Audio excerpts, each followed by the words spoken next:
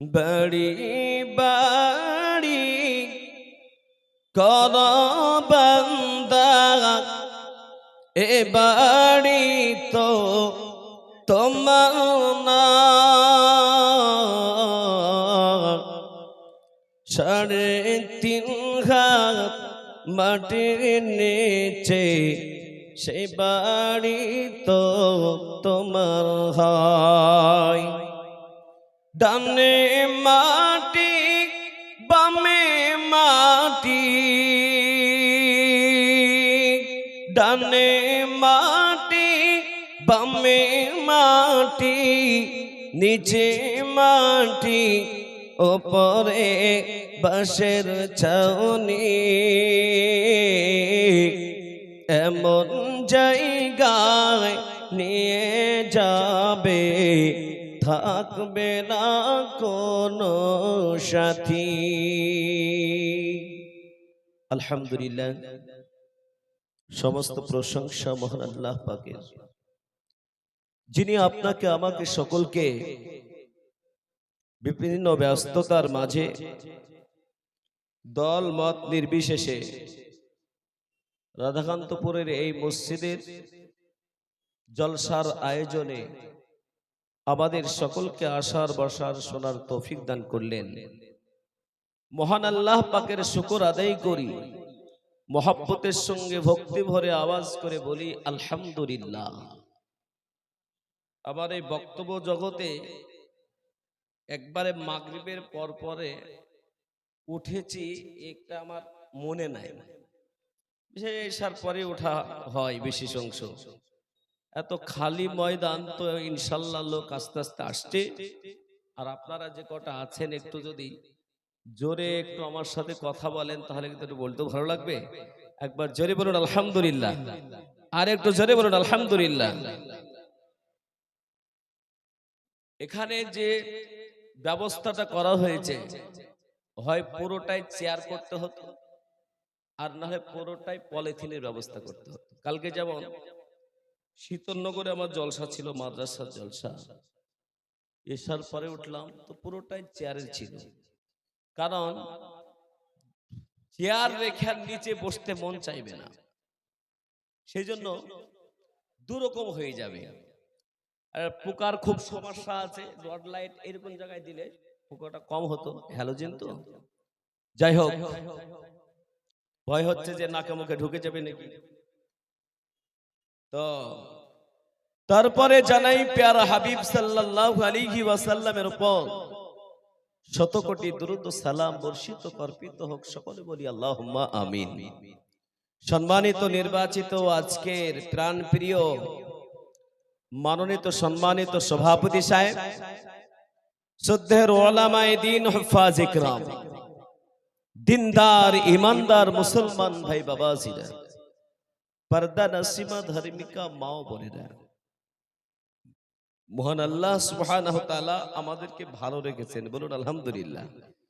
অনেক মানুষ হসপিটালের বেডে, বিভিন্ন জায়গাতে মানুষ ক্ষতিগ্রস্তর ভিতরে আছে, কিন্তু আল্লাহ আমাদেরকে খুব সুন্দরভাবে বসার আল্লাহ সুযোগ দিয়েছেন। আল্লাহ সুস্থ রেখেছেন, সুন্দর রেখেছেন, সেজন্য আল্লাহ পাকের শুকর আদায় করতে হবে।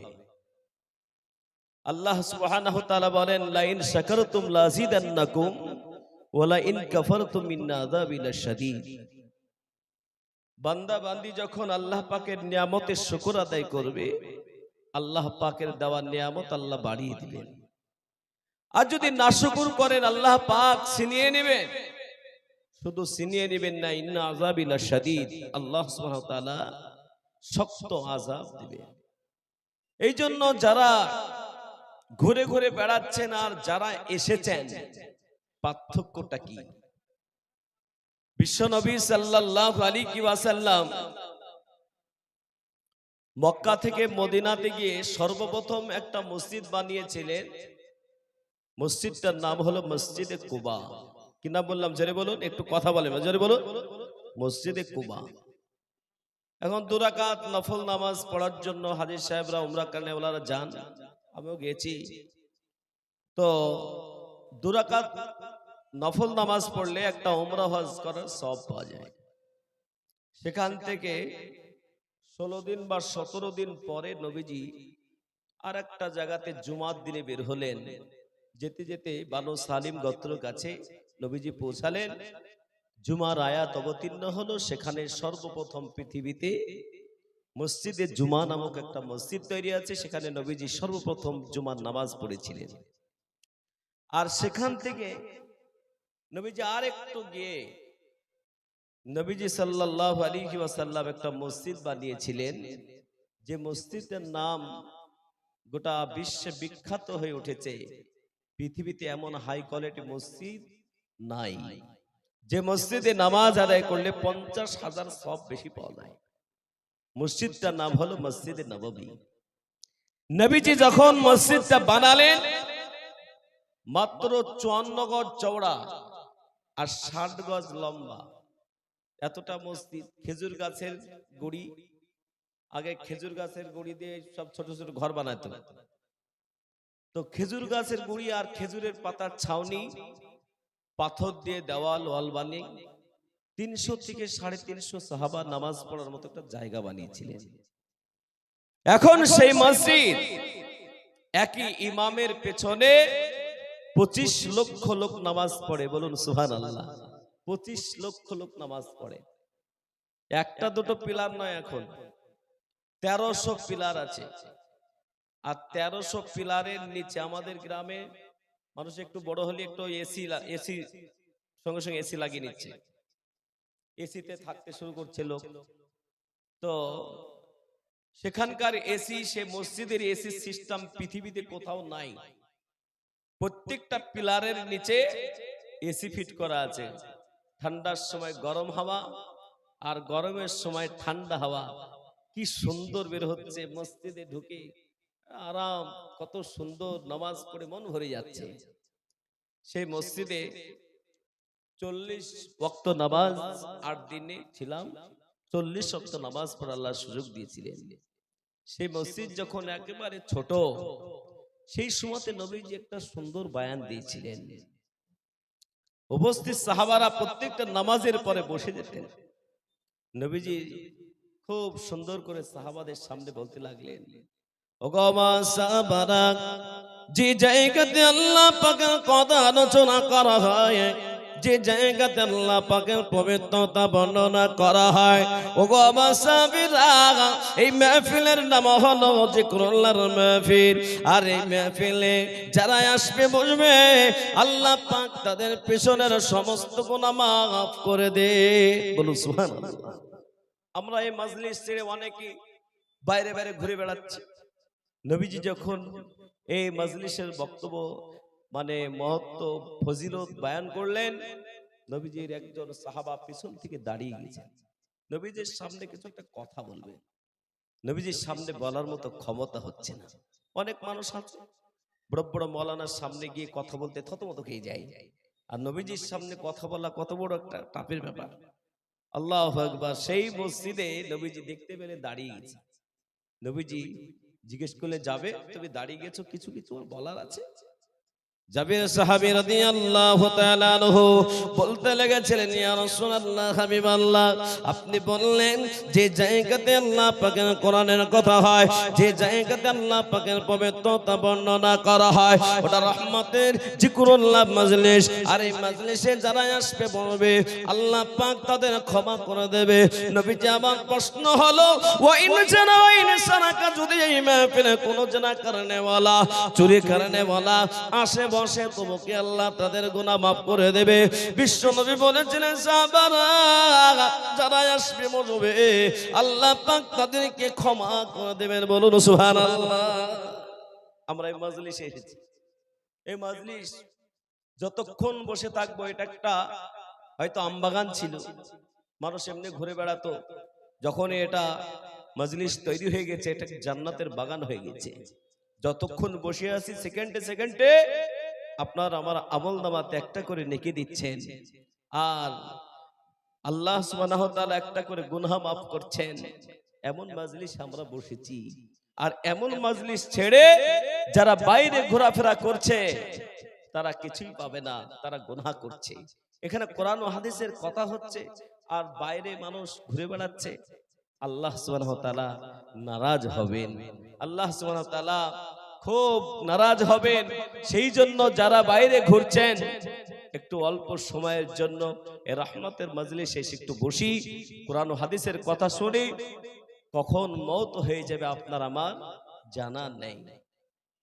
এই কিছুদিন আগে একজন মহিলা মারা গেছে রঘুনাথপুরে। তো আমাকে ফোন করলেন যে জানাজার নামাজ পড়াতে হবে, টাইম কটায়? 11:30। তো 11:30টায় পৌঁছালাম। গাড়ি থেকে নেমে যে মহিলাটা মারা গেছে তার বয়স ছিল 38 বছর। স্বামীটা দৌড়ে এসে বুকে ধরে বলছে, হুজুর আল্লাহ আমাকে সময় দিল না, আল্লাহ আমাকে একেবারে সময় দেয় নাই। বলে কিসের সময়? বলে রাত্রিবেলা এশার নামাজ পড়লাম, এশার নামাজ পড়ে এসে দেখছি স্ত্রী নামাজ পড়ছে, নামাজ পড়া শেষ হলো, খাওয়া দাওয়া শুরু হলো, খাওয়া দাওয়া করে একই সঙ্গে ঘুমাইলাম। ফজরের সময়তে প্রতিদিন আমার স্ত্রী আমাকে আগে ডেকে দেয়, কিন্তু আজকে আমাকে ডাকছে না। আজান হয়ে গেছে, ভোর হয়ে গেছে, তো আমি উঠলাম। আর ওঠার পরে আমি ডাকছি, ও উঠো, 3 বার বাড়ি মারছে, উঠো উঠো, কোনো সাড়া শব্দ পাচ্ছে না। ঘুরিয়ে একটু ঘুরিয়ে দেখছে চোখও উঠায় না, চোখও কোনো রকম ভাবে, চোখের পাতাগুলো কোনো রকম ভাবে নড়াচড়া করে না। বুকে হাত দিয়ে দেখছে, নিস্তব্ধ হয়েছে বুক, কোনো রকম কোনো সাড়া শব্দ নাই। হইচই পেকে গেল, মারা গেছে। সে আফসোস করছে যে আল্লাহ আমি পাশেই শুয়ে থাকলাম, আমার স্ত্রী পাশেই মারা গেল, আজরাইল ফেরেশতা জান বের করে নিল, কিন্তু আমি একটু বুঝতে পারলাম না, আমাকে এই সুযোগ দিল না যে আল্লাহ পাক আমাকে একটু এতটুকু সুযোগ দিত। আমি ডাক্তারখানা নিয়ে যেতাম, হসপিটাল নিয়ে যেতাম, কাশি হসপিটাল, নার্সিংহোম নিয়ে যেতাম, কিন্তু সুযোগ আল্লাহ দেয় নাই। আমরা যারা এসেছি বলুন, আমাদের এখান থেকে বাড়ি পৌঁছে যাবো এই গ্যারান্টি আছে? বাড়িতে গিয়ে ঘুমাবো, ঘুম থেকে উঠতে পারবো এই গ্যারান্টি আছে? কোন রকম নাই। সেই জন্য যারা বাইরে বাইরে ঘুরছেন ওনারা মনে ভাবছে এখনো আজরাইল ফেরেশতা আমাকে দেখতে পাচ্ছে না, আল্লাহর হুকুম হয় না, আমাকে নেবে না।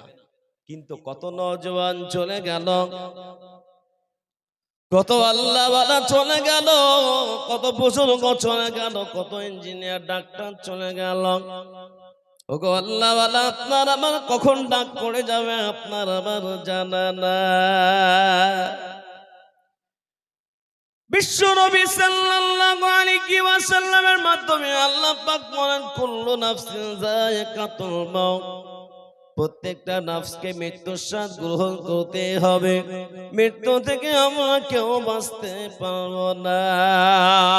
দয়াল নবী বিশ্ব নবী মুহাম্মদুর রাসূলুল্লাহ সাল্লাল্লাহু আলাইহি ওয়াসাল্লাম মা খাদিজা রাদিয়াল্লাহু তাআলা আনহাকে বলেছেন, খাদিজা কবরটাকে স্মরণ করো, কবরটা বড় কষ্টের জায়গা, কবরটা বড় নিরালা নিস্তব্ধ জায়গা। বিশ্ব নবী সাল্লাল্লাহু আলাইহি সাল্লাম কবরের ভয়ে দেখিয়েছিলেন।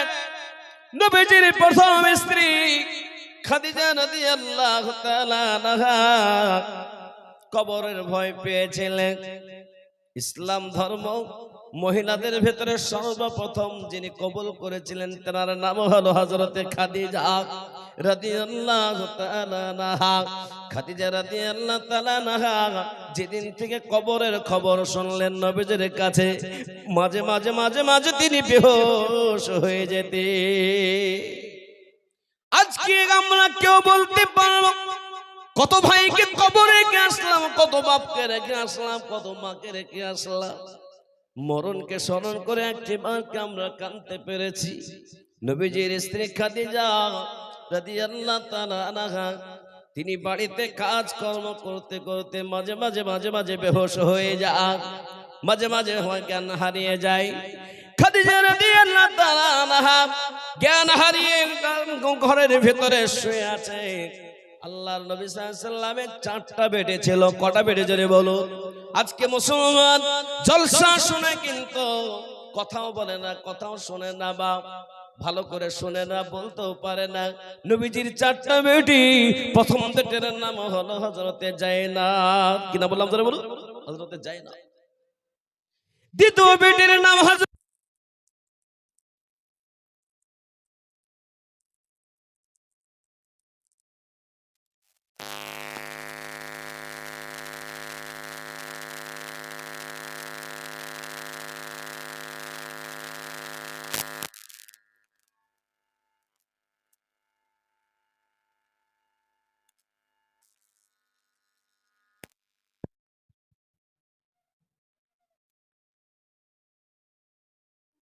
আরেকটু পিছনে বসবো, আরেকটু পিছনে বসবো, অসুবিধা হচ্ছে।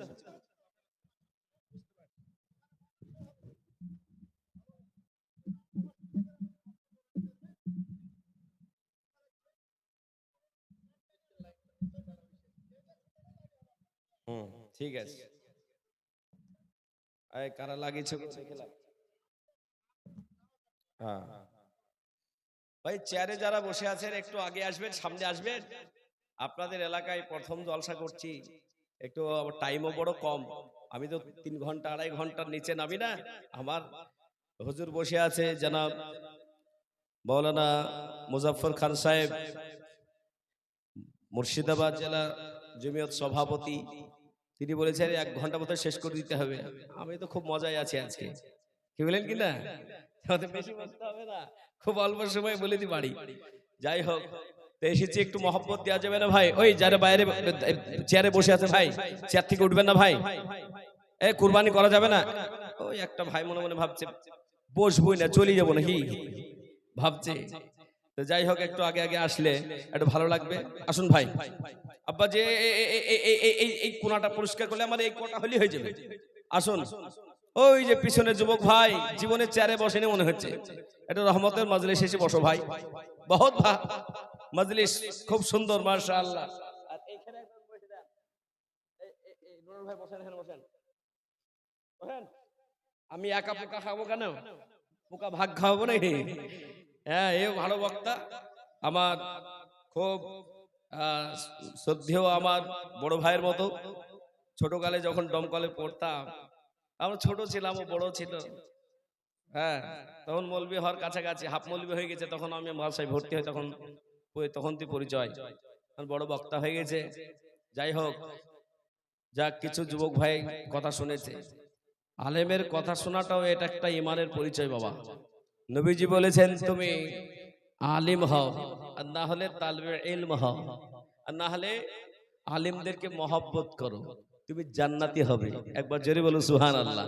কিন্তু কিছু কিছু লোক বলছে আলেমদের মহব্বত করে কিচ্ছু হবে না।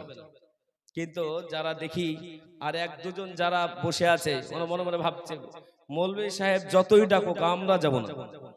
কিন্তু আসলে যে সওয়াবটা, আমি আপনাদের সামনে বেশিক্ষণ সময় নষ্ট করব না। যে বায়ানটা ধরেছে, বায়ানটা একটু মনোযোগ সহকারে একটু বলে দিয়ে যাবো ইনশাআল্লাহ। তো আমার কথা সবাই বুঝতে পারছেন তো নাকি? সবাই বুঝতে পারছেন তো নাকি? আপনাদের এলাকায় নতুন আসি নাই, এবার এসছি, তোমার টাইম কম।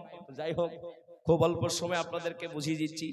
তো কবরে, এখানে যদি কাউকে জিজ্ঞেস করা যায়, বলুন তো কবরে কে কে যাবেন না? বলেন, হাত তোলেন। একটা হাতও উঠবে, জোরে বলুন। আর যদি বলে কে কে কবরে যাবেন, যদি বলা যায় সবার হাত উঠবে। ঠিক না বেটি? আহা, নবীজির স্ত্রী খাদিজা রাদিয়াল্লাহু তাআলা আনহা, নবীজির স্ত্রী খাদিজা বেহুশ হয়ে পড়ে আছে। আল্লাহর নবীর ছোট্ট বেটি ফাতেমা কান্না করছে। আম্মা জান বলে কান্না করেছে। ও আম্মা জান, কথা কেন আপনি বলেন না? কেন আপনি কথা বলেন না? আল্লাহ নবী বেটি ফাতেমা কিছুক্ষণ পরে মায়ের পাশে বসে বসে অনেকক্ষণ মাকে ডাকার পরে মা কোনো উত্তর দেয় না। ফাতেমা রাদিয়াল্লাহু তাআলা আনহা, ছোট্ট মেয়ে নবীজি হাঁটতে হাঁটতে কাবা শরীফের কাছে গেলেন। বিশ্ব নবীর কাছে বলেন আম্মা জান বলে কান্না করতে শুরু করে দিয়েছে। আল্লাহর নবী বলছেন, ফাতেমা ও বেটি, তুমি কাঁদো কেন? কিসের জন্য বলো? আব্বা জান, আমার আম্মা জান কাজ করতে করতে আমার আম্মা জান ঘুমিয়ে পড়েছে, কোনো সাড়া শব্দ দেয় না, কোনো কথাও বলে না। আমার আম্মা জান আমার ডাকের কোনো সাড়া দেয় না।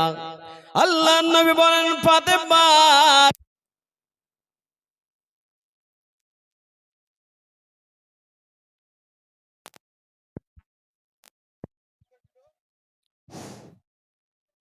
ফাতেমা কান্না করো না, চলো বাড়ি চলো। বিশ্ব নবী সাল্লাল্লাহু আলাইহি ওয়াসাল্লাম বাড়িতে গেলেন।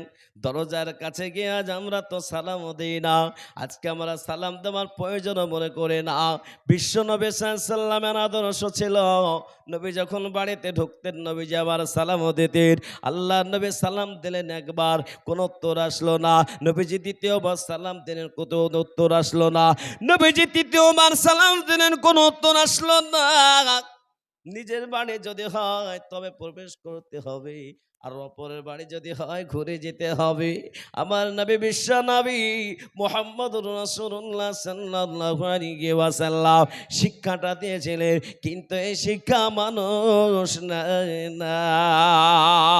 আজকে যারা এসেছেন আমি সকলকে বলবো, আল্লাহওয়ালা বাড়িতে যদি কেউ না থাকে আর আপনি যদি সালামটা দিয়ে যদি আপনি প্রবেশ করেন, আল্লাহ পাকের ফেরেশতা সালামের উত্তর দেবে, আর ওই বাড়িতে আল্লাহ পাকের রহমত হবে, আল্লাহ পাক রব্বুল আলামিন খুশি হবে। কিন্তু যে বাড়িতে সালাম চলে না, শয়তানের আড্ডা হয়ে যায়, আল্লাহর ফেরেশতা সেই বাড়িতে আসা যাওয়া করে না। এই জন্য আমি আপনাদের সকলকে বলবো, আল্লাহওয়ালা আজ থেকে আমরা তৈরি হয়ে যাই, বাড়িতে সালাম দিয়ে ঢুকবো। জোরে বলুন ইনশাআল্লাহ, জোরে বলুন ইনশাআল্লাহ। এ বাবা, মালদা জেলায় কালিয়াচক নাম শুনেছেন না আপনারা? কালিয়াচকের ওদিকে কিন্তু আপনার তাবিজ খুব চলে। তা আমার বড় মাদ্রাসা একটা ছিলাম, প্রধান শিক্ষকের দায়িত্বে ছিলাম। তো এক ভক্ত লোক, মাঝে মাঝে যেতাম, বড় লোক মানুষ, যেতাম, হুজুর এসেছে, খুব আদর ভক্তি করতো। তো যেতাম, এত টাকা মাদ্রাসার দরকার, 10,000 বললে 12,000 দিত, এমন একটা লোক। যাই হোক, কোনোদিন তাকে মাদ্রাসায় আনতে পারি নাই। মাদ্রাসায় তাকে খুব কম, কতবার দাওয়াত দিয়েছে, আসে নাই। যাই হোক, ও আমার খবর নিয়ে মাদ্রাসায় একবারে মাগরিবের নামাজের পরপরে ঢুকে গেছে। আমি অফিসে বসে আছি, একটা ছেলে এসে, হুজুর লোক এসেছে আপনাকে ডাকছেন, বলে নিয়ে আসো। চাটা খাওয়ানোর পরে কিন্তু তার মনটা বড় খারাপ। অন্য দেখেছি হাসমুখ, কিছু লোক থাকে হাসি মুখে, আর কিছু লোক থাকে একবার খুব বিরক্ত হয়ে যায়, থাকে সবসময় মুখটা একবারে মানে কষিয়ে ধরে থাকে, ঠিক নেবে ডিজারে বলো। আর কিছু মানুষ থাকে মুচকি হাসি দেয়, মুখটা দেখলেও তার শান্তি পাওয়া যায়। আর কিছু লোক আছে মুখটা দেখলেও রাগ হয়ে যায়। নবীজির আদর্শ যখন কোনো মানুষের সামনে পেশ হতেন, নবীজি মুচকি হাসি দিতেন। আর কিছু লোক আছে এমন হাসি হাসে পুরো হ্যান্ড ট্রাক্টর, ঠিক নেবে ডিজারে বলো। হ্যান্ড ট্রাক্টর হাসি মনে হয় আপনাদের এলাকায় দেয় না, মনে হয় নাকি দেয়? এবার ওই লোক বলছে, হুজুর বড় বিপদ নিয়ে এসেছি। কি বিপদ? বলে স্বামী স্ত্রীর ঝগড়া প্রায় 1 সপ্তাহ থেকে চলছে। আপনাদের এলাকায় স্বামী স্ত্রীর ঝগড়া চলে বাবা? যারা চলে তারা এই ওয়াজটা ভালো করে শোনেন। আর স্বামী স্ত্রীর ঝগড়া তো বলছে, দুটো মাদুলি, দুটো তাবিজ নিয়ে এসেছি। তাবিজ বুঝেন তো? তাবিজ বলছে এর ভেতরে দুটো দোয়া ভরে দেন। অল রেকর্ড, অন্য জলসাতেও বলেছি, কাজ হয়েছে। আজকে আপনাদের কাছে একটু শেয়ার করছি আমার জীবনে ঘটে যাওয়া। ওই লোককে আমি বললাম, ভাই আমি তাবিজ মাবিজ এভাবে কিন্তু লেখালেখি করি না, ডাইরেক্ট তাবিজ দিই। দুটো তাবিজ কি করবেন? বলছে আমি একটা আমার গলায় ভরবো আর একটা আমার স্ত্রী গলায় ভরবো, যেন আর ঝগড়া না হয়। তাবিজে কিছু হয়? জোরে বলুন। এই তাবিজে কিছু হবে? ভরসা কার উপরে রাখতে হবে? জোরে বলুন, কার উপরে? আল্লাহর উপরে ভরসা থাকতে হবে। আমি বললাম দুটো ডাইরেক্ট তাবিজ দেব। তাহলে 1 নম্বর তাবিজ হলো আপনাকে নামাজ ধরতে হবে। আমি জানতাম যে ও নামাজ পড়ে না। বলে প্রথম নম্বর আপনাকে নামাজ পড়তে হবে। আপনি যত বড় ব্যবসায়িক হোক, বাড়িতে যদি শান্তি না পান, বলুন বাড়িতে স্বামী স্ত্রী যদি সম্পর্ক ভালো না থাকে, ওই বাড়িটা জাহান্নামের ঘর মনে হয় না? আর যদি বাড়িতে যদি স্বামী স্ত্রী মিল মহব্বত থাকে, ওটা জান্নাতের বাগান বাবা। আমি বললাম আপনার কোটি কোটি টাকা, 7-8টা গাড়ির মালিক, আমি সব জানি।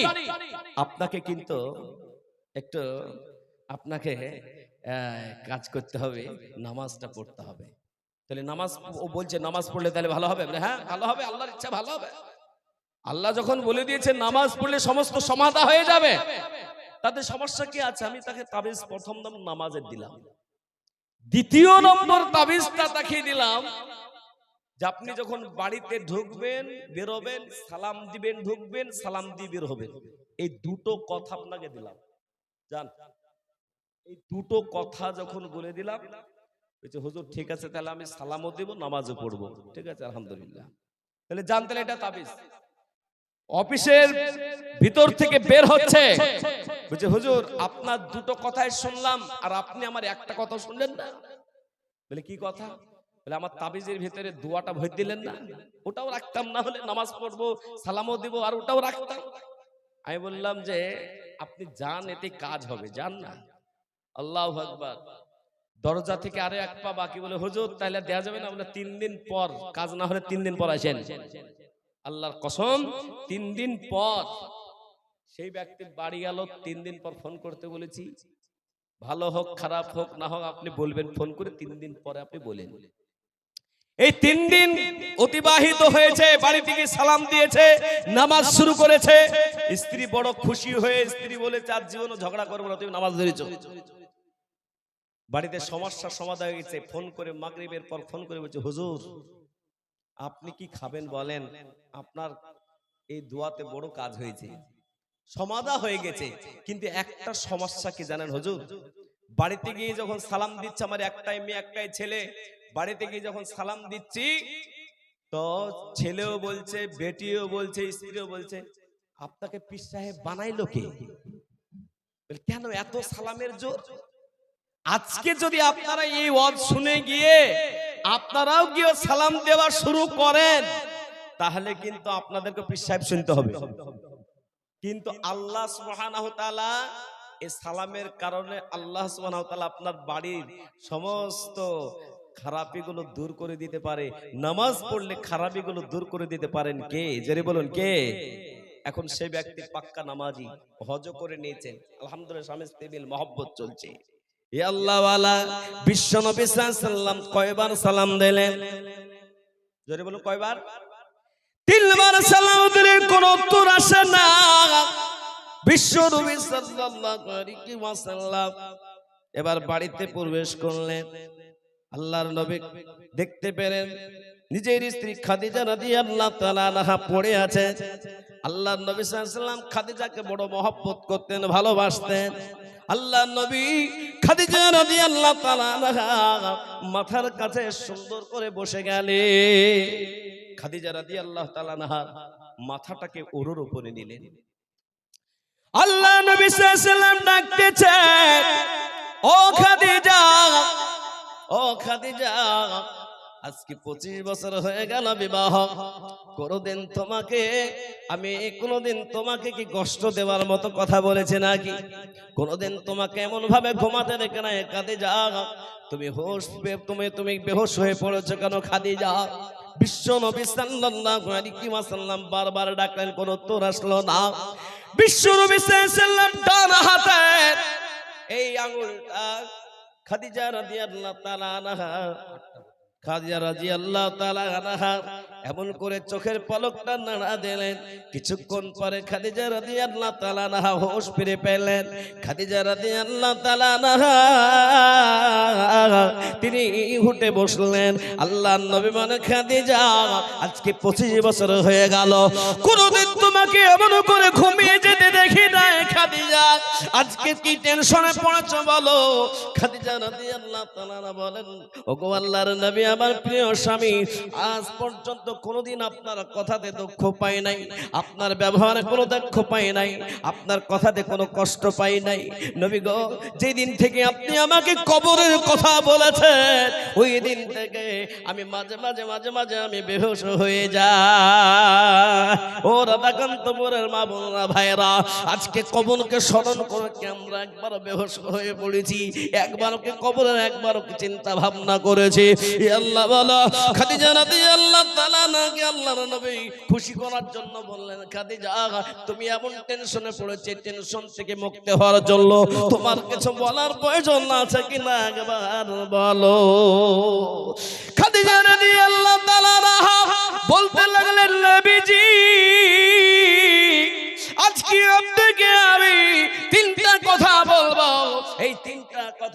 আপনি আমার রেখে দেন, তবে আমি বড় খুশি হয়ে যাব।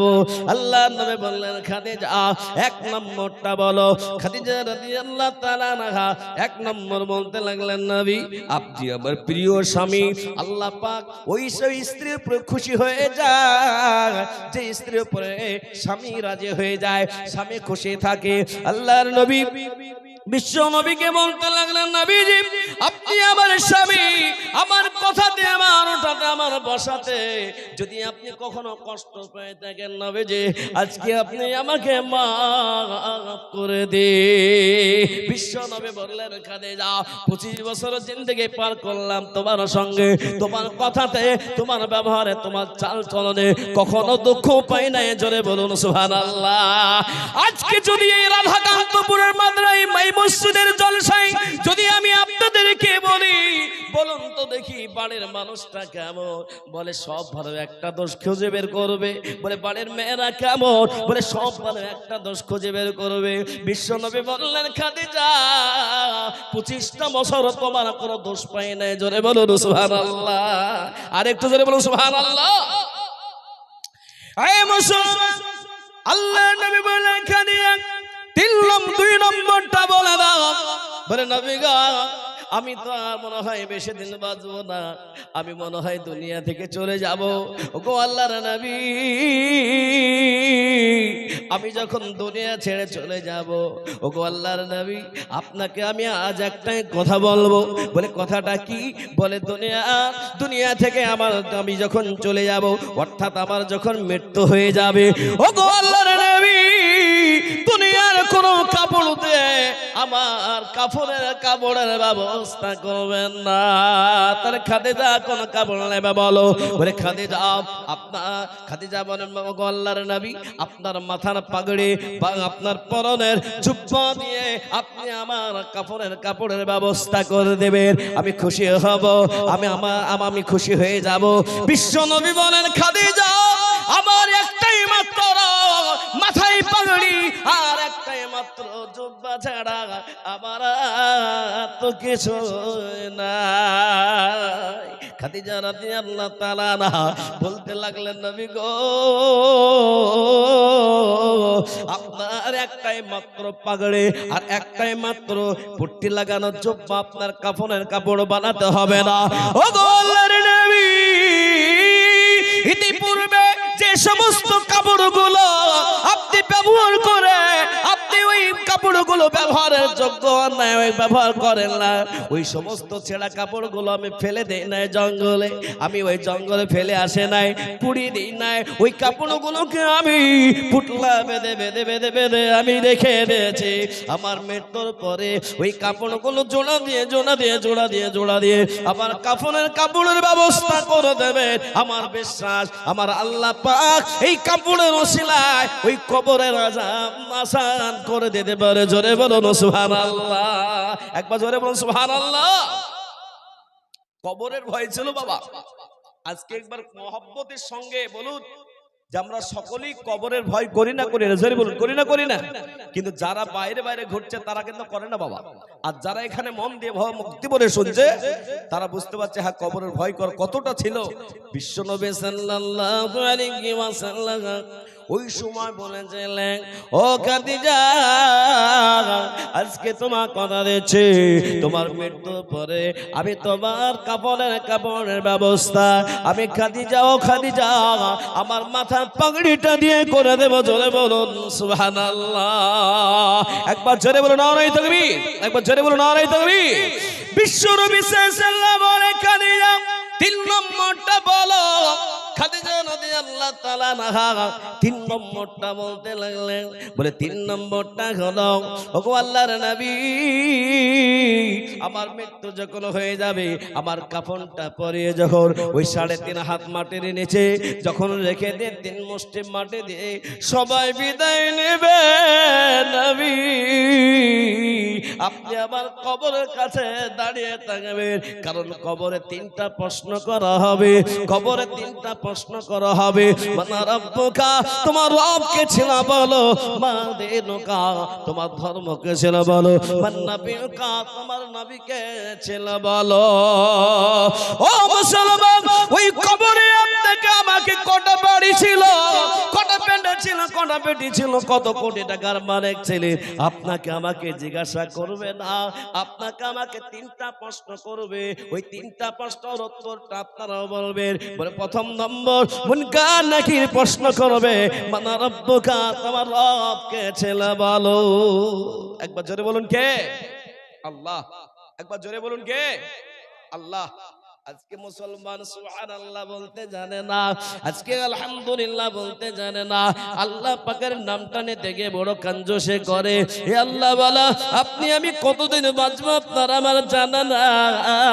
এই 60-70 বছর জিন্দেগিতে যদি একটি বার সুবহানাল্লাহ বলাটা আল্লাহর দরবারে কবুল হয়ে যায়, এ মুসলমান ওই জান্নাতের ভিতরে আল্লাহ পাক এত বড় গাছ লাগিয়ে দিবে মুসলমান। ওই জান্নাতের ভিতরে 70 বছর ধরে বলবান উঠবা গোড়া চলতে থাকবে, কিন্তু সেই গাছের ছায়া শেষ হবে না।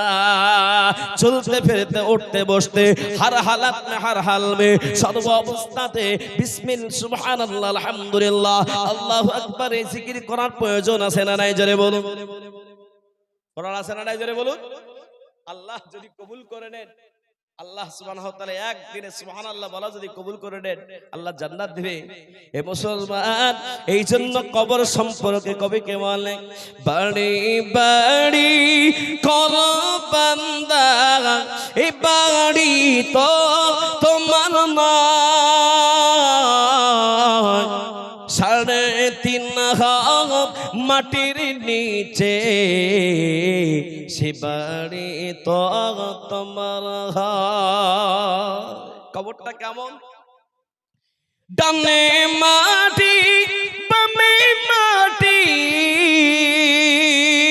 ডানে মাটি বামে মাটি, নিচে মাটি উপরে বাঁশের ছাউনি, এমন জায়গায় যেতে হবে থাকবে না কোন সাথী। এ আল্লাহওয়ালা, আপনাকে আমার আপনার আমার যখন মৃত্যু হয়ে যাবে, বা আপনার আমার গ্রামের কেউ যখন মারা যায়, সঙ্গে সঙ্গে তার বাঁশ কাটা শুরু হয়ে যায়, সঙ্গে সঙ্গে কাফন আনার ব্যবস্থা হয়ে যায়, মসজিদে এলানো হয়ে যায়। আপনাদের এলাকায় মসজিদ এলানো হয় না? হয় না বাবা? জোরে বলুন। মসজিদ এলানো হলো, অমুক পাড়ার অমুকজন মৃত্যুবরণ করেছে, ইন্না লিল্লাহি বলুন, ইন্না লিল্লাহি ওয়া ইন্না ইলাইহি রাজিউন। মানুষ ভুলে গেছে কোরআন কারীম খোলেন, কোরআনে আল্লাহ পাক বলেন মিনহা খালাকনাকুম, হে মানুষ তোমাকে এই মাটি থেকে সৃষ্টি করা হয়েছে, অফিহা নুইদুকুম, আবার তোমাকে মাটিতেই দাফন করা হবে, ওয়া মিনা নুখরিজুকুম তারাতান উখরা, আবার এই মাটি থেকে তোমাকে ওঠানো হবে। হে মুসলমান, কত মানুষ চলে গেল, কত আত্মীয় স্বজন চলে গেল, যারা একবার চলে গেল ওই কবর থেকে কেউ ফেরে না, তাদের খবর পর্যন্ত রাখা যায় নাই। এ আল্লাহওয়ালা কত দামি দামি গাড়িতে চড়ে বেড়াতো, আজকে তারাও কবরেতে চলে গেছে। হে মুসলমান, এই জন্য কবরটাকে স্মরণ করতে হবে, কবরকে স্মরণ করতে হবে। বলুন কবর, কবর কবর কঠিন জায়গা কিনা? জোরে বলুন, কঠিন জায়গা কিনা? পৃথিবীতে এত কঠিন জায়গা পৃথিবীতে আর কিচ্ছু নেই বাবা। সেজন্য কবরকে স্মরণ করে একটু মহব্বত দিয়ে, ভক্তি দিয়ে, ভালোবাসা দিয়ে আপনার ওয়াজটা শুনে একটু চিন্তা ভাবনা দিবেন যে আমাকে কি করার প্রয়োজন আছে। আল্লাহওয়ালা, আজকে যদি এই গ্রামের কেউ যদি অসুস্থ হয়ে যায়, সঙ্গে সঙ্গে গ্রাম ডাক্তার ডাকা হবে। বলে দেখো তো কি হয়েছে, দেখো। বলে একটু হালকা হালকা লাগছে তো, অসুবিধা মনে হচ্ছে, এখানে তো হবে না। ওকে সঙ্গে সঙ্গে একবারে নিয়ে চলে যাবে ভাই ইসলামপুর, নাহলে দমকল। দমকলের ডাক্তার দেখে বলল এখানে হবে না, বলে বহরমপুর। জান কিন্তু আছে তাই ডাক্তার পাল্টাচ্ছে। বহরমপুরের ডাক্তার একদিন দুদিন দেখার পরে বলল এখানে হবে না, একে কলকাতায় ট্রান্সফার করো। কলকাতায় নিয়ে যাওয়া হলো পেজি। পিজির ডাক্তার দেখে বললো এখানে হবে না ভেলোর, ভেলোরের ডাক্তার বললো এখানে হবে না ব্যাঙ্গালোর। হে আল্লাহ বলা, যতক্ষণ জান আছে ততক্ষণ আপনার আমার জন্য দমকল আছে, বহরমপুর আছে, কলকাতা আছে, আপনার আমার জন্য ভেলোর আছে। কিন্তু যদি গ্রামের ডাক্তার বলে দেয় মানুষটা মারা গেছে, ওই মানুষটাকে ছেড়ে যদি ওই দমকলে নিয়ে যায়, বলুন এই রাধাগান তোমার মানুষকে পাগলা বলবে না? বলবে না? পাগল লোক গো, একটা মরা মানুষকে উঠিনি চলে এসছে বলবে তো? আল্লাহ ওয়ালা জানের কত দাম। এই জানের মালিক কে? জোরে বলুন, একবার জোরে বলুন কে? আল্লাহ। এই জানের মালিক আল্লাহ। পৃথিবীতে এই জান কোথায় আছে, কোথায় কিভাবে আছে জানা নাই, একমাত্র মালিক আল্লাহ। যতদিন আপনাকে আমাকে বাঁচিয়ে রাখবে ততক্ষণ বেঁচে থাকবো, ততদিন বেঁচে থাকবো। আমি বলছিলাম কেউ যখন মারা যায়, এলানো হয়ে গেল 9:30টার সময়, সকাল 9:30টার সময় তার জানাজার নামাজ শুরু হবে। সবাই মানুষরা গোসল করে জানাজা পড়তে চলে গেল। জানাজা গিয়ে একটা মানুষ দমকল থেকে তার আত্মীয় আসতে দেরি করেছে, বলে 5 মিনিট লেট করো, 9:30 আছে না 35-এ করো। আল্লাহু আকবার। এই 5 মিনিট করতে গিয়ে অনেক লোক ধৈর্য রাখতে পারেন না, ঠিক না বেঠিক জোরে বলুন? এই টাইম তো টাইম, টাইমের 1 মিনিট বাড়ানো হবে না, বলে কাজ আছে। মৃত্যু ব্যক্তিকে দাফন করতে গিয়ে বলুন এমন ঘটনা ঘটে না? ঘটে না? জোরে বলুন, ঘটে না? ঘটে না? 5টা মিনিট আর টাইম দেবে না। যখন আজান, যখন আপনার তাকবীর হবে, কটা তাকবীর জোরে বলো? ওটা তো আসল নামাজ নয়, ওটা তো হলো আসল হলো দোয়া। যে নামাজে সিজদা নাই, রুকু নাই, সেটা হলো কি? দোয়া। আর যে নামাজে রুকু আছে, সিজদা আছে, সেটাই হলো নামাজ। তাহলে জানাজাতে রুকু আছে নাকি? এটা কারণ অনেক মানুষ ভুল বুঝে। জানাজা তো দোয়া। জানাজা কি? জোরে বলো, দোয়া। যখন ইমাম সাহেব তাকবীর দিয়ে দিল, আল্লাহু আকবার, জীবনের শেষ তাকবীর চলছে, আল্লাহু আকবার, আল্লাহু আকবার, আল্লাহু আকবার, আসসালামু আলাইকুম ওয়া রাহমাতুল্লাহ, আসসালামু আলাইকুম ওয়া রাহমাতুল্লাহ। শেষ হয়ে গেল। আর তার লাশটাকে আর দেখাও যাবে? যদি বলেন দেখানো আর যাবে না, মানে দেখানো হবে না। চলো এবার নিয়ে চলো। মানুষ একবারে ঘাড়ে করে নিয়ে উল্টা পাল্টা করে নিয়ে একবারে কবরস্থানে। আহা, ওই কবরস্থানে যখন ওই লাশটাকে নামানো হয়, একটা ছোট্ট বাচ্চা ছেলে হলে একজন শুয়ে দেয়, কিন্তু বড় মানুষ হলে 2 জন নেমে যায় কবরে। ওই কবরে খাট নাই, বিছানা নাই, ওই কবরে যখন রেখে দিয়ে মানুষ দুটো উঠে যায়, একবার তাকিয়ে দেখবেন কবরটা কত কষ্টের জায়গা, কত পিপিলিকার কিলবিল কিলবিল করতেছে, কবরটা বড় কষ্টের জায়গা। ও আল্লাহ ওয়ালা, বাঁশগুলো ভালো করে ছেলে নাই। আমরা যখন বাঁশের বাড়ি করি, বাঁশের চালা করে বলো, আমরা কত সুন্দর ছেলে তাতে রং দিই। ওই কবরের বাঁশে কোনো রং নাই, কবরের বাঁশেতে আপনার কোন রকম কোনো ভালো করে ছেলা নাই। এমন করে যখন বাঁশগুলো সাজিয়ে দেয়, ফাঁক দিয়ে দেখবেন কত অন্ধকার। যদি মানুষ একটিবার চিন্তা করতো, মানুষ নামাজ ছাড়তো না, খারাপ কাজে যেত না। কিন্তু মানুষ ওই কবরটাকে ভুলে যায়। তাই তো আজ মানুষ মানুষকে মারে, মানুষ মানুষের গীবত করে, মানুষ চুগল করে করে মানুষকে গালে দেয়, মানুষের আলঠালা দেয়, মানুষকে মানুষ মনে করে না, বেনামাজি থেকে যায়। এ আল্লাহ বলো, ওই কবরে যখন 3 মুষ্টি মাটি দিয়ে সবাই চলে আসে, একবার পিছনে তাকিয়ে দেখবেন কাকে রেখে আসলে। যে মানুষটা আপনার পাশেতে বসে বসে, যে মানুষটা আপনার পাশেতে বসে বসে, যে মানুষটা আপনার পাশেতে বসে বসে আপনার পাশে চা খেত, পান খেত, বিড়ি টানতো, সিগারেট টানতো, মোবাইল সঙ্গে মোবাইল থাকতো, হ্যালো বলে কথা বলতে, ওই মানুষটা জনমের মতো ওই কবরে থেকে গেল। ও আল্লাহ ওয়ালা, বাদশা জুলকারনাইনের ঘটনা আপনারা জানেন, শুনেছেন। বাদশা জুলকারনাইন যখন সে জীবিত ছিল তার তার কর্মচারীদেরকে বলতে লাগলো, কর্মচারীরা, আমার যখন মৃত্যু হবে আমি ওসিয়ত করছি আমার শরীরটা পুরো কাফন দিয়ে পুরো ঢাকবে, কিন্তু আমার হাত দুটো বাইরে রাখবে। বলে কেন? বলে আমি যখন দুনিয়া ছেড়ে চলে যাব মানুষেরা জানে এত বড় ব্যবসা, এত বড় বাদশা হয়েও আজকে কবরে খালি হাতে যাইতেছে। ও আল্লাহ বালা, এই কবরের ভেতরে যখন মানুষটাকে রেখে চলে আসলেন 40টা ধাপ আসতে দেরি, কিন্তু ওই মুনকার নাকির ফেরেশতা আসতে দেরি করে না। মুনকার নাকির ফেরেশতা আপনাকে আমাকে 3টা প্রশ্ন করবে। 1 নম্বর প্রশ্ন হলো মান রব্বুকা, তোমার রব কে ছিল বলো। মা দিনুকা, তোমার ধর্ম কে ছিল বলো। মান নবিয়ুকা, তোমার নবী কে ছিল বলো। আল্লাহ বলে আপনি যদি নামাজি হন, পরহেজগার হন, তাকওয়াওয়ালা হন, ঈমানদার হন, এ আল্লাহ বলা ওই কবরে 3টে প্রশ্নের উত্তর যখন হয়ে যাবে, ওই কবরের ফেরেশতা আল্লাহর কাছে গিয়ে বলবে, আল্লাহ আমি 3টা প্রশ্ন করলাম, সঙ্গে সঙ্গে উত্তর দিয়ে দিল। আল্লাহ পাক বলে আমি শুনেছি, বলে যাও দেরি করো না, জান্নাতের পোশাক পরিয়ে দাও, জান্নাতের মখমল বিছিয়ে দাও, জান্নাতের সুগন্ধ হাওয়া পৌঁছানোর জন্য জান্নাতের সঙ্গে একটা দরজা ফিট করে দাও। আমি আল্লাহ কিয়ামত পর্যন্ত তার কবরটাকে শান্তির ঘর বানিয়ে রাখবো। একবার জোরে বলুন না সুবহানাল্লাহ, একবার জোরে বলুন না রে তুমি। এই মুসলমান, ওই কবরে যদি আপনার আমার জবান দিয়ে বেরিয়ে যায় আমি বলতে পারবো না, আমি জানি না। মুনকার নাকির ফেরেশতা আল্লাহর কাছে গিয়ে আল্লাহকে বলবে, আল্লাহ এমন বদবাক বান্দার কাছে গিয়েছিলাম, কালো কপালওয়ালার কাছে গিয়েছিলাম, 3টা প্রশ্নের উত্তর দিতে পারলো না, 3টা প্রশ্নের উত্তর দিতে পারে না।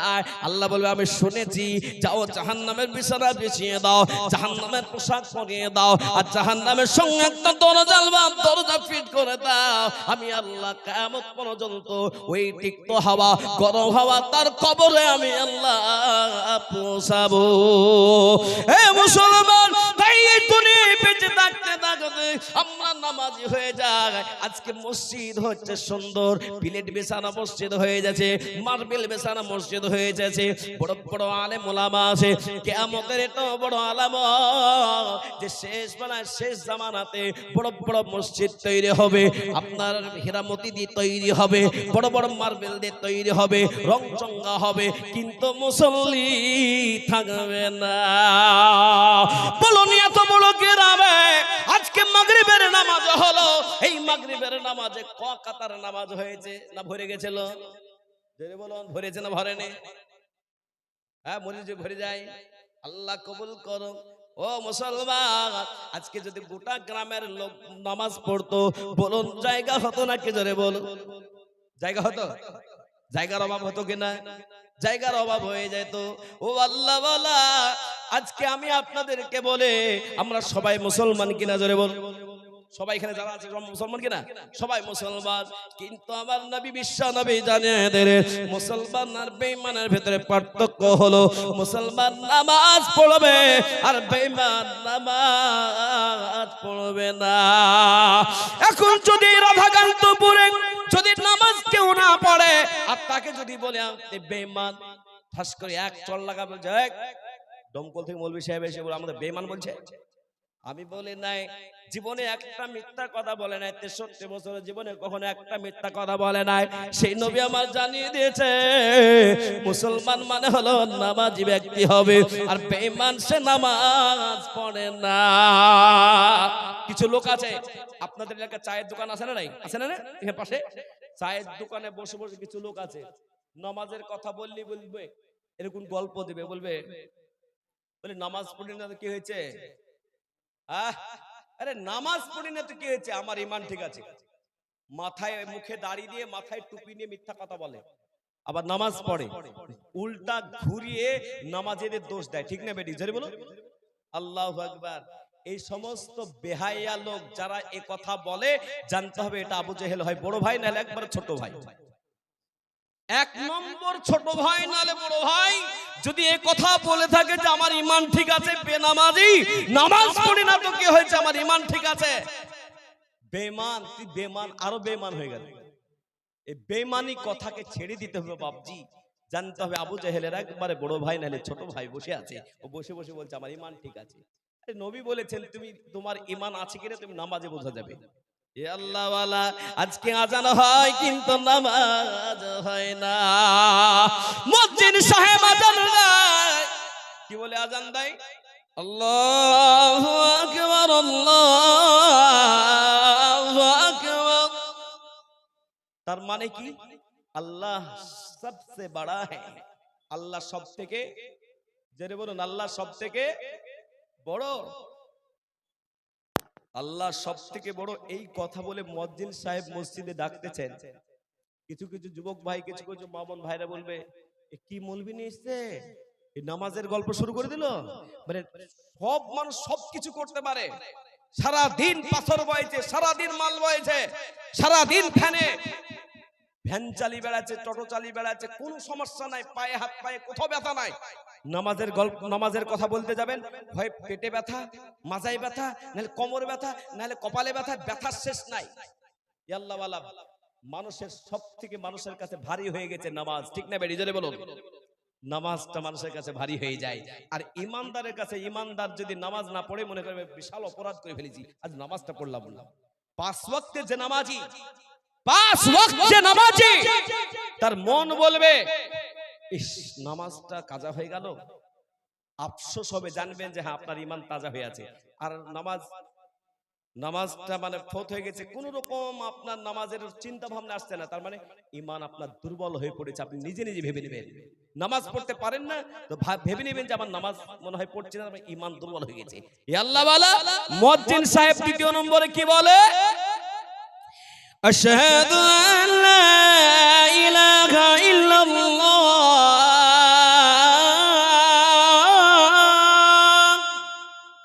সাক্ষ্য দিচ্ছি আল্লাহ এক।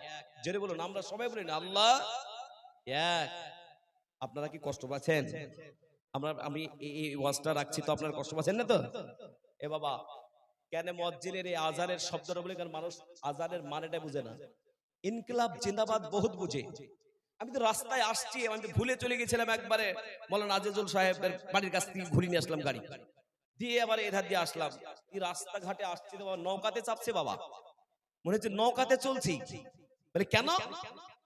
আমি শুনেছি এই এলাকার লোক বর্তনবাদ আর রাধাকান্তপুর এলাকার মানুষ আগে ভোটের সময়তে বহুত মারপিট করেছে।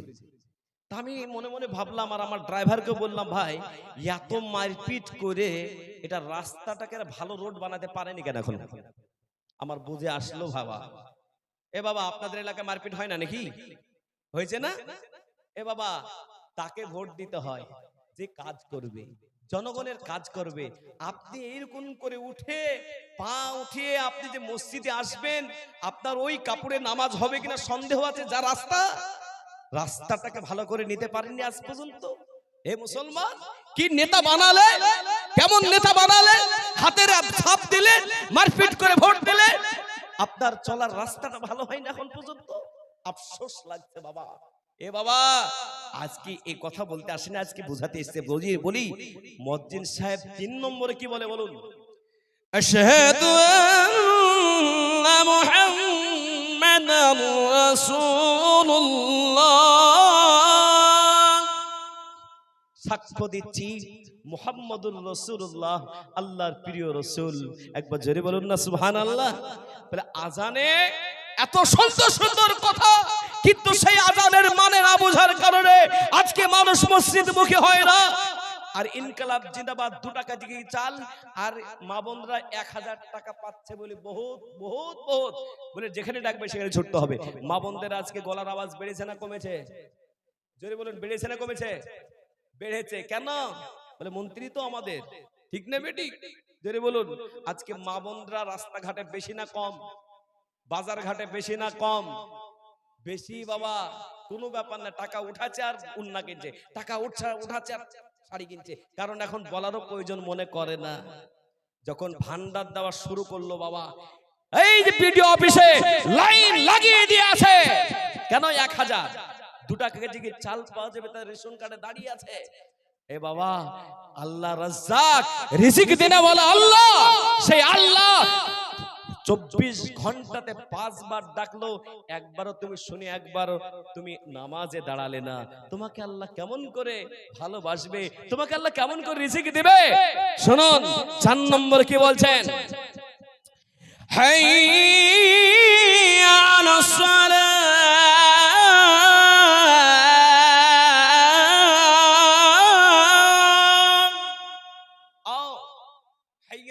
নামাজে আও। যে নামাজে আসলে তুমি আল্লাহর সাথে কথা বলতে পারবে। আরে ভাই, নামাজি ব্যক্তি নামাজ এমন ভাবে পড়া দরকার যেন আল্লাহকে দেখতেছে, যদি আল্লাহকে না দেখতে পাই আল্লাহ আপনাকে দেখছেন, এমন মনোভাব নিয়ে, এমন ভালোবাসা নিয়ে আপনাকে নামাজ পড়তে হবে, তবে আপনার নামাজ, যদি বলুন তবে আপনার নামাজ কবুল হবে। নামাজে আল্লাহর সাথে দিদার হবে, কথা হবে। মানুষ নামাজে আসলো না, আল্লাহ ওয়ালা। নাম্বার 5 নম্বর আপনাকে কি বলছে শুনুন, নামাজ পড়ে হবে কি? মুয়াজ্জিন সাহেব আযানই বলছেন, হাইয়া আলাল ফালাহ,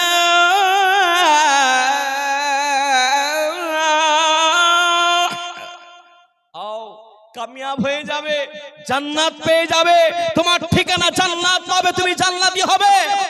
আসলে না ফজরের সময়তে, বলুন মাগরিবের লোক বেশি না এশায় লোক বেশি না ফজরের লোক বেশি? জোরে বলুন। মাগরিবে সহজ ব্যাপার, বলে পান খাওয়া হবে, চা খাওয়া হবে, নামাজ পড়া হবে, চলো বাড়ি, একবারে ঘুমিয়ে গেলেন। ফজরের সময় কি বলছেন মুয়াজ্জিন সাহেব, আসসালাতু খায়রুম মিনান নাওম, নামাজ বেহতার है तुम्हारा नींद से, তোমার ঘুমের থেকে তোমার নামাজ তোমার আল্লাহর কাছে দামি। রাকাতুল ফজরি খায়রুম মিনাদ দুনিয়া মা ফিহা, দুনিয়া মা ফিহা থেকে 2 রাকাত ফরজ নামাজের সুন্নতের এত দাম, তাহলে সুন্নতের যদি এত দাম হয়, ফরজটার কত দাম হয় বাবা? ফজরের সময়তে মানুষ উঠে না, ডাক্তার বলে দিয়েছে। আজকে কিছু লোককে দেখা যাচ্ছে দমকলে, ওই দমকল থেকে চলে আসছে আপনাদের কি বলে জোড়া ব্রিজ, কি বলে ওটা, হরিডুবা, ওখানে চলে আসছে। সেদিন এক লোকের সঙ্গে দেখা সকালবেলায় ভোরে, কি ব্যাপার এত দূরে বুঝে হাঁটতে এসেছি কেন? ওই ডাক্তার বলেছে। কি হয়েছে? বলে থাইরয়েড, কোলেস্টেরল হয়েছে, সুগার হয়েছে। আল্লাহু আকবার। ডাক্তার বলেছে 5 কিলোমিটার 10 কিলোমিটার করে প্রতিদিন হাঁটতে হবে। আর মেয়েগুলো ছেলেগুলো ঢিসিম ঢাসিম এই করছে, বুঝলেন? কোথায়? ময়দানে মানুষ মনে হচ্ছে এইরকম করছে, বাপ রে বাপ, বিশাল। ডাক্তার বলে দিয়েছে, আর আল্লাহ বলেছে তুমি ফজরের সময় ওঠো আর নামাজ পড়ো, আর তুমি হাঁটো, তুমি অসুস্থ হবে না, তুমি সুস্থ থাকবে। কিন্তু আজকে ডাক্তারের কথা মূল্য করলো, মূল্য দিল, নামাজ না পড়ে হাঁটতে যায় না, জোরে বলুন, বলুন। ওই হাঁটাতেও সারা জীবন বেঁচে থাকতে পারবে তো? কিন্তু ফজরের সময় নামাজ পড়ে যদি হাঁটে, আল্লাহকে মানা হলো, ডাক্তারেরও, জোরে বলুন, ডাক্তারেরও ফরমানা নেওয়া হলো। তাহলে আল্লাহ এদিকে খুশি, আর ডাক্তারের পরামর্শ মেনে আল্লাহ সুবহানাহু ওয়া তাআলা আপনার আমার শরীরকে সুস্থ রাখতে পারে। আপনি আল্লাহকে ছেড়ে ডাক্তারের কথায় 5 কিলোমিটার 10 কিলোমিটার হাত ঝুলিয়ে ঝুলিয়ে হাঁটছেন। হে মুসলমান শুনেন, আবার শুরু করছে। আল্লাহ পাক বলছে, আমি আল্লাহ পাক তো ডাকলাম মসজিদে। আল্লাহ পাক আবার স্মরণ করাচ্ছেন, আল্লাহু আকবার, আল্লাহু আকবার। আল্লাহ সব থেকে বড়, সেই আল্লাহ পাক এতগুলো কথা বললেন। আল্লাহর পরিচয় কি? জোরে বলুন, আল্লাহর পরিচয় কি? আল্লাহ নিজে বলে দিচ্ছেন মুয়াজ্জিনের মাধ্যমে, লা ইলাহা ইল্লাল্লাহ, নাই কেউ নাই দুনিয়াতে, একমাত্র কে? জোরে বলুন, কে? আল্লাহ। সেই আল্লাহকে আমাদের মেনে নিতে হবে না, হবে না? জোরে বলুন, মেনে নিতে হবে না, হবে না? এ মুসলমান, এই জন্য আমরা প্রত্যেকের নামাজের সাথে চলবো। একবার জোরে বলুন না ইনশাআল্লাহ। আজকে লম্বা চড়া ঘটনা আপনাদের সামনে ধরা যাচ্ছে না, কারণ সময় বড় অল্প। আপনাদের কাছে আজকে প্রথম আসলাম। আপনাদের যে মন মানসিকতা, এই সন্ধ্যার পরে এই আমি প্রথম এই জলসা করলাম বাবা। তো যাই হোক, আজকে যে কতগুলো লোককে পেয়েছি, আলহামদুলিল্লাহ মনটা ভরে গেল। তাই একটা কালেমা সম্পর্কে একটা গজল বলবো। আপনারা শুনবেন না, শুনবেন না বাবা? শুনবেন না, শুনবেন না? শুনবে, মাশাআল্লাহ। তো মাঝে মধ্যে ওই গজলের মধ্যে সুবহানাল্লাহ হবে, কালেমা হবে, আপনারাও নিজেদের মনে মনে বলবেন ইনশাআল্লাহ। হাসবি রাব্বি জাল্লাল্লাহ। একবার জোরে বলুন সুবহানাল্লাহ। এবার যারা চেয়ারে বসে আছে না বলছে সামনের লোকটাই বলুন, পিছনের লোক বলবে না, মানে কষ্ট পাচ্ছে মনে হচ্ছে। একবার জোরে বলুন সুবহানাল্লাহ। হাসবি রাব্বি জাল্লাল্লাহ মা ফি কলবি গায়রুল্লাহ নূরে মুহাম্মদ সাল্লাল্লাহ লা ইলাহা ইল্লাল্লাহ। হাসবি রাব্বি জাল্লাল্লাহ মা ফি কলবি গায়রুল্লাহ নূরে মুহাম্মদ সাল্লাল্লাহ লা ইলাহা ইল্লাল্লাহ। তোমার ইশারায় সূর্য ওঠে, তোমার ইশারায় চন্দ্র ওঠে। জোরে বলুন সুবহানাল্লাহ। কার ইশারায়? জোরে বলুন কার ইশারায়? আল্লাহ পাকের ইশারায়। তোমার ইশারায় সূর্য ওঠে, তোমার ইশারায় চন্দ্র ওঠে। তুমি মোদের আল্লাহ মহান, তুমি মোদের আল্লাহ মহান। লা ইলাহা ইল্লাল্লাহ। হাসবি রাব্বি জাল্লাল্লাহ মা ফি কলবি গায়রুল্লাহ নূরে মুহাম্মদ সাল্লাল্লাহ লা ইলাহা ইল্লাল্লাহ লা ইলাহা ইল্লাল্লাহ। তোমার ইশারায় ঝরনা ঝরে, তোমার ইশারায় সাগর চলে। কার ইশারায়? জোরে বলুন কার ইশারায়? তোমার ইশারায় ঝরনা ঝরে, তোমার ইশারায় সাগর চলে। তুমি মোদের আল্লাহ মহান। জোরে বলুন সুবহানাল্লাহ। তুমি মোদের আল্লাহ মহান। লা ইলাহা ইল্লাল্লাহ। হাসবি রাব্বি জাল্লাল্লাহ মা ফি কলবি গায়রুল্লাহ নূরে মুহাম্মদ সাল্লাল্লাহ লা ইলাহা ইল্লাল্লাহ। তোমার ইশারায় বাতাস চলে, তোমার ইশারায় তারকা জ্বলে। তোমার ইশারায় ফুল ফোটে, ফুল থেকে ওই মধু আসে। তুমি মোদের আল্লাহ মহান। জোরে বলুন সুবহানাল্লাহ। আর একটু জোরে বলুন সুবহানাল্লাহ। তুমি মোদের আল্লাহ মহান। লা ইলাহা ইল্লাল্লাহ। হাসবি রাব্বি জাল্লাল্লাহ মা ফি কলবি গায়রুল্লাহ নূরে মুহাম্মদ সাল্লাল্লাহ লা ইলাহা ইল্লাল্লাহ লা ইলাহা ইল্লাল্লাহ লা ইলাহা ইল্লাল্লাহ মুহাম্মাদুর রাসূলুল্লাহ। সকলে বলুন সাল্লাল্লাহু আলাইহি ওয়াসাল্লাম। এ বাবা পিছনের লোক কই বাবা? হ্যাঁ, সামনের লোক আলহামদুলিল্লাহ ভরে গেল, কিন্তু পিছনে একটা লোক নাই, নামাজ পড়তে গেছে। কটা বাজে? কটা বাজছে বাবা? কটা বাজছে? হ্যাঁ 7:41। তার মানে আমার 20 মিনিট টাইম আছে। 20 মিনিট শুনবেন না? শুনবেন না বাবা? শুনবেন না? আমি ভাবছি টাইম হয়ে গেছে, সব চলে গেল। এই আল্লাহওয়ালা স্টেজে একটা না দুটো লোক তো থাকা দরকার আছে। নাই নাই, জোরে বলুন না। নাই, আমি যদি আগে জানতাম যে আমাকে এই মাগরিবের পরে বলতে হবে, তা আমি আসতাম না। কারণ আমি ওইরকম বক্তা নয় বাবা।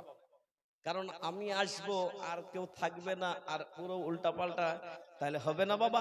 আর আপনারা যারা এসেছেন মাশাআল্লাহ, আমি আপনাদেরকে খুব খুব ধন্যবাদ দিচ্ছি যে আপনারা খুব সুন্দরভাবে আপনারা বসে আছেন।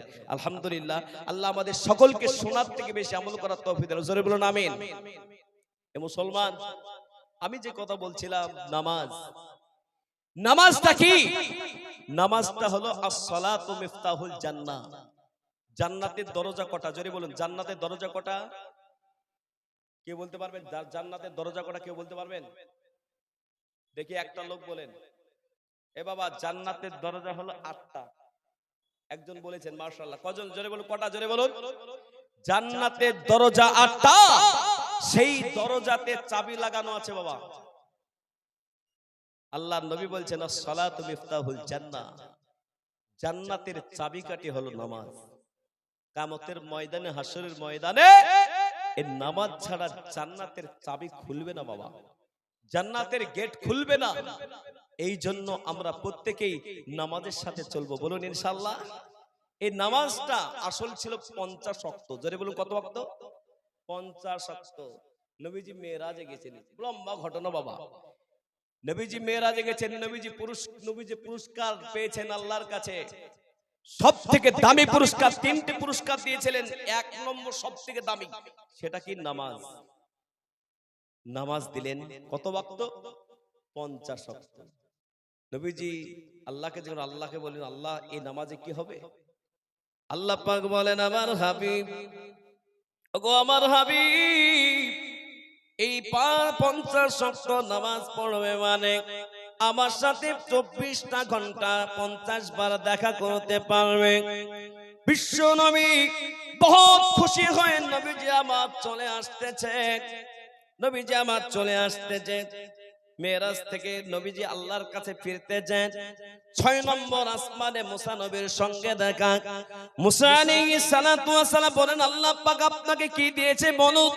পরে আল্লাহ পাক আমাকে, আল্লাহ পাকের সঙ্গে 50 বার দিনে দেখার মতো আল্লাহ পাক আমাকে ইবাদত দিয়েছে, সে তার নাম হলো নামাজ। মুসা আলাইহিস সালাম বলছে, আমার উম্মত বড় কমজোর ছিল না, বড় শক্তিশালী ছিল, পারবে না বাবা। এই 50 ওয়াক্ত নামাজ পারবে না, যান আল্লাহর কাছে গিয়ে একটু ঘুরি নিয়ে যান। আল্লাহু আকবার। তিনি চলে গেলেন আল্লাহর কাছে। আল্লাহ বলেন, আল্লাহ আমার উম্মতে আপনার বান্দাবান্দি শেষ জামানাতে বড় কমজোর হবে, ওরা 200 বছর বয়স পাবে না। আপনার লেখা আছে, নবীজি সাল্লাল্লাহু আলাইহি ওয়াসাল্লাম বলতে লাগলেন, আল্লাহ একটু কমিয়ে দিন। বলে 5 ওয়াক্ত কমান। আল্লাহ সুবহানাহু ওয়া তাআলা 5 ওয়াক্ত নামাজ করলে 45 ওয়াক্ত হয়ে গেল। আবার আসতেন, মুসা সাল্লাল্লাহু আলাইহি ওয়াসাল্লাম কত ওয়াক্ত? 5 ওয়াক্ত কমিয়ে দিয়ে 45 ওয়াক্ত হয়েছে। মুসা নবী আলাইহিস সালাতু ওয়াস সালাম বলতে লাগলেন, ও শেষ নবী, আখির নবী, আপনার উম্মতিরা বড় কমজোর হবে, 60-70 বছর জিন্দেগি পাবে, তারা পারবে না, এই 45 ওয়াক্ত নামাজ পড়তে পারবে না। আপনি আল্লাহর কাছে যান। এইভাবে করে আল্লাহ নবীকে 9 বার ঘোরানো হয়েছিল। আল্লাহ পাকের কাছে 9 বার গেলেন। আর 5 নাম কত হয়? জোরে বলেন, 5 নাম 45 ওয়াক্ত নামাজ কমে গেল। নবীজি সাল্লাল্লাহু আলাইহি ওয়াসাল্লাম আল্লাহ পাককে বলতে লাগলেন, আল্লাহ আপনি 50 ওয়াক্ত নামাজ দিয়েছিলেন, এই 50 ওয়াক্ত নামাজ কমাতে কমাতে কমাতে কমাতে 5 ওয়াক্ত নামাজ হয়ে গেল। তাহলে আমার উম্মতিদের কি এই তাদের কি সব কমবে না? আমার আল্লাহ পাক জানিয়ে দিলেন, আমার হাবিব যদি এই 5 ওয়াক্ত নামাজ যদি কেউ আদায় করে, এই 5 ওয়াক্ত নামাজ টাইম মতো পড়ে, আমি আল্লাহ পাক জানিয়ে দিলেন, আমি আমার বান্দা বান্দির আমল নামাতে আমি 50 ওয়াক্ত নামাজ পড়ার সওয়াব দেব। জোরে বলুন সুবহানাল্লাহ। কত ওয়াক্ত দেবে? জোরে বলুন, 50 ওয়াক্ত সওয়াব দিয়ে দিবে বাবা। এ মুসলমান, আমি আপনাদের সকলকে বলবো, হে আল্লাহ ওয়ালা, অনেক জন বলে, অনেক ভাই বোন বলে, অনেক মা বাবা বলে যে আমার ছেলেটা আমাকে দেখতে পারে না। অনেক মা বলে আমার ছেলে আমাকে গালি দেয়। বলে আমার ভাইয়েরা, কেন গালি দেয় এটা তো জানতে হবে। আজকে আমরা দুনিয়াবি পড়ানোর জন্য আমার ছেলে মেয়েদেরকে আমরা ইংলিশ মিডিয়ামে কত গুরুত্ব সহকারে পাঠাই। সকাল বেলায় যখন আপনার স্কুল টাইম হচ্ছে, খ্রিস্টান কাটিং জামা, খ্রিস্টান কাটিং কে আমি বললাম টাই পরা খ্রিস্টানদের একটা আলামত। খ্রিস্টানদের আলামত এইখানে টাই পরিয়ে ভালো করে জামা পরিয়ে আপনাকে আমাকে আপনার আমার ছেলেদেরকে একদম গাড়িতে করে পড়াতে নিয়ে যেছে। কোথায়? ওই বিভিন্ন মিশনে। আপনাদের এলাকায় গাড়ি আসে না? আসে না? জোরে বলুন, গাড়ি আসে না? আসে না? গাড়ি আসে। ওই ছেলে পড়লো কোথায় গিয়ে? স্কুলে পড়ে এসছে। তার দাদি জিজ্ঞেস করছে, নাতি কি পড়েছিস বল? বলে আমি আতা গাছে, তোতা পাখি, ডালিম গাছে, মৌ সব পড়ে নিয়েছি। তার কি পড়েছিস? বলে A for apple, B for ball, C for cat, D for dog ইত্যাদি, বিড়াল কুত্তা সব পড়ে চলে আসলো। আল্লাহু আকবার। সেই ছেলে এবার আপনার দাদু বলছে আমি ইংলিশ বুঝি না, তো একটু বাংলা বল। তাহলে বাংলাতে বলছে আতা গাছে, তোতা পাখি, ডালিম গাছে মৌ, হীরা দাদার মরমরি খান, ঠাকুর দাদার বউ। ঠাকুর শিখে নিল।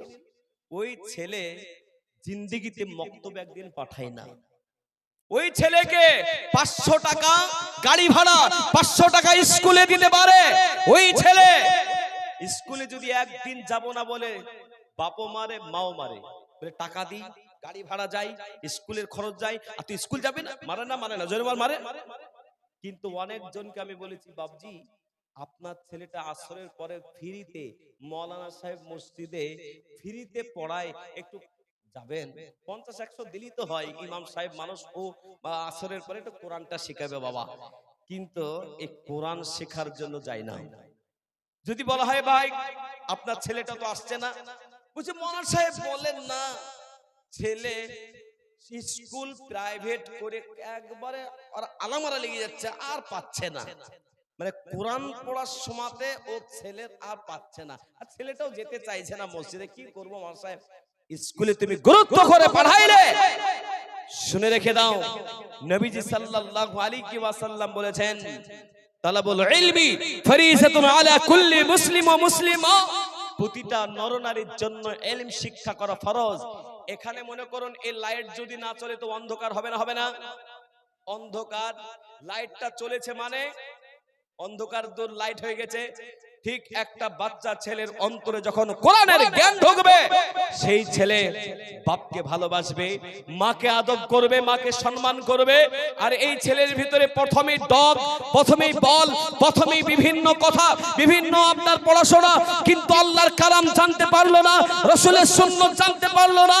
ওই ছেলে মা বাপকে মানবে? কোনোদিন মানবে না। সেই জন্য আল্লাহওয়ালা ছোট বাচ্চা ছেলে 7 বছর যখনই বয়স হয়ে যাবে, সেই ছেলেটাকে কোরআন শিখিয়ে দিন। হাফিজ বানাতে হবে, আলিম বানাতে হবে, মুহাদ্দিস বানাতে হবে, প্রয়োজন নাই। মুফতি বানাতে হবে, প্রয়োজন নাই। কমসে কম আপনার ছেলেটাকে আপনি নামাজি বানিয়ে যাবেন। আপনার ছেলে আপনার জন্য দোয়া করবে। কাবার ইমাম এসে যদি দোয়া করে, বড় বড় মৌলভী সাহেব এসে দোয়া করে, দোয়া কবুল নাও হতে পারে, কিন্তু একটা ছেলে যখন বাবা মার জন্য দোয়া করবে, আল্লাহর দরবারে দোয়া কবুল হয়ে যায়। জোরে বলুন সুবহানাল্লাহ। কিন্তু আমরা শিক্ষাটা তো সে দিতে পারি না বাবা। এ বাবা, এ কথা হক কথা। আমি আপনাদের সকলকে বলি, আজকে মাকে মারছে, ভাবা যায় 10 মাস 10 দিন পেটে মা রাখলাম, 10 মাস 10 দিন মা বড় কষ্ট করে বাচ্চাকে পেটের ভেতরে রাখলো। মা ডান দিকে হতে পারে নাই, মা বাম দিকে হতে পারে নাই, ডানে হতে পারে নাই। ডাক্তার মশাই বলে দিয়েছে অমুক খাবার গুলো খাওয়া যাবে না। মা বাচ্চার সমস্যা হবে বলে, বাচ্চার কষ্ট হবে বলে, বাচ্চার কোনো ক্ষতি হবে বলে মা ওই বাচ্চার জন্য মার মন চেয়েছে, তারপরও ওই আপনার ফ্রিজের খাবার খেতে পারে নাই, ভালো ভালো জিনিস খেতে পারে নাই। ওই বাচ্চাকে সুস্থ রাখার জন্য 10 মাস 10 দিন পরে যখন মা ভূমিষ্ঠ করাচ্ছে, মা কত কষ্ট করে, নরমালে হলো কত কষ্ট হয়ে যায়। নরমালে যদি না হয়, মা নিজের এই সুন্দর চামড়াটাকে 7টা আপনার স্তর আছে, এই 7টা স্তরকে কেটে কেটে কেটে কেটে ওই বাচ্চাটাকে যখন আপনার ভূমিষ্ঠ করায়, ওই বাচ্চার কোনো খাবার নাই দুনিয়ায়, ওই বাচ্চা ছেলেটার জন্য ফল নাই, ওই বাচ্চা ছেলেদের জুস খেতে পারবে না, ওই বাচ্চা ছেলে ভাত খেতে পারবে না, ওই বাচ্চা ছেলে রুটি খেতে পারবে না, দুধ খেতে পারবে না। ওই বাচ্চা ছেলে মায়ের আদরের কোলে বসে বসে মায়ের স্তনটা পান করবে। 1 বছর নয়, 2 বছর নয়, 2.5 বছর ধরে মায়ের স্তনে যখন দুধ পান করলো, ওই বাচ্চাটাকে বসা শেখাইলো, ওই বাচ্চাটাকে ওঠা শেখাইলো, ওই বাচ্চাটাকে কথা শেখাইলো, ওই বাচ্চাটাকে যখন বড় করলো, ওই বাচ্চাটাকে যখন উচ্চ পর্যায়ে পৌঁছে দিল, বাচ্চাটাকে পড়াশোনা করাইলো, তারপরে বিবাহ শাদী হলো। তারপরে ওই মাকে গালি দিচ্ছে, কারণ মা কোনদিন মা ওই কোরআনের ইলম শেখায় না। দুনিয়ার ইলম শেখাতে গিয়ে বাচ্চা তার মা বা বাচ্চা তার মাকে চিনতে পারলো না, মায়ের মর্যাদা বুঝলো না। হে আল্লাহ ওয়ালা, এই জন্য আমি আপনাদের সকলকে বলবো, বাচ্চাকে তৈরি করুন, কোরআনের শিক্ষা দিন, বাচ্চাকে নামাজি বানান, বাচ্চাকে ছেলেকে মেয়েকে নামাজি বানান। দেখবেন আল্লাহ সুবহানাহু ওয়া তাআলা ওই বাচ্চার ভিতরে বাবার মহব্বত দেবে, মায়ের মহব্বত দেবে, ভালোবাসা দেবে, আর বাবা মাকে সম্মান করবে, খেদমত করবে। কিন্তু আজকাল দেখা যাচ্ছে বাপ মরতে দেরি কিন্তু সম্পদ ভাগ করতে দেরি নাই। ঠিক না বেঠিক জোরে বলুন। আমার মাদ্রাসার ওখানে, দমকল মাদ্রাসা ওখানে কিছুদিন আগে একটা লোক মারা গেল। তো আমরা তার পরের দিন গেলাম, তো সেই লোকের কিন্তু 20,000 টাকা ও কিন্তু একটা জায়গাতে বাক্সতে রেখে দিয়েছিল। তো 3 ছেলে 1 মেয়ে, তো 3 ছেলের ভিতরে এক ছেলে বলছে ভাগ করো, মেয়েটা বলছে ভাগ আর কি করবেন ভাই, সব মাদ্রাসায় মসজিদে দান করে দাও, ঝামেলা শেষ হয়ে যাক, বাবা রেখে গেছে, বাবার সম্পত্তি বাবা রেখে গেছে, বাবা সব পাবে।